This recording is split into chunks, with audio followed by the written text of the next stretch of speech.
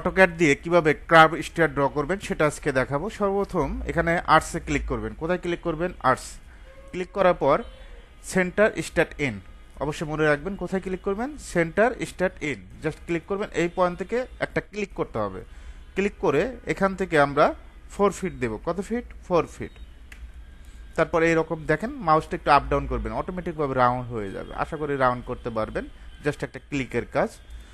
আপনি যদি এখন এন্টার দেন অটোমেটিকভাবে সেই কমাটা আসবে। আর যারা এন্টার দিতে পারবেন না তারা কি করবেন, এই আর্টসের অ্যারো বাটনে ক্লিক করবেন, সেন্টার স্টার্ট ইন। এখন সেন্টার পয়েন্ট কোথায়? এখানে হলো সেন্টার পয়েন্ট, প্লাসের মতো যে অপশনটা দেখতে পাচ্ছেন এটা হলো সেন্টার পয়েন্ট। সেন্টার পয়েন্টে ক্লিক করবেন, ক্লিক করে 8 ফিট। কত ফিট? 8 ফিট। 8 ফিট নিয়ে নেবেন, জাস্ট ক্লিক। এখন আমরা একটা লাইন নেব, এল লেখে এন্টার। কি লেখে এন্টার? এল লেখে এন্টার। এই পয়েন্ট থেকে এই পয়েন্ট একটা লাইন দিতে পারবেন। এখন এটা টোটালি 20টা হবে। তো ধাপটা কয়টা হবে? 20টা হবে। এটা কিসের মাধ্যমে করব? অ্যারের মাধ্যমে। এই অবজেক্টটা সিলেক্ট করে এ আর লেখে এন্টার। কি লেখে এন্টার? এ আর লেখে এন্টার। অবশ্যই পোলার। কোথায় ক্লিক করবেন? পোলারে ক্লিক করবেন।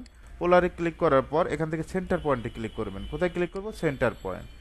এখন সেন্টার পয়েন্টে ক্লিক করার পর 80% স্টুডেন্ট প্রবলেম হলো এই জায়গাতে।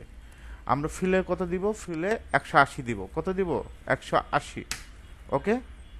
180 দেওয়ার পর এখান থেকে আইটেমে কয়টা দিবেন? আইটেমে টোটাল 20টা দেব। দেখেন অটোমেটিকভাবে হয়ে গেছে। ঠিক আছে।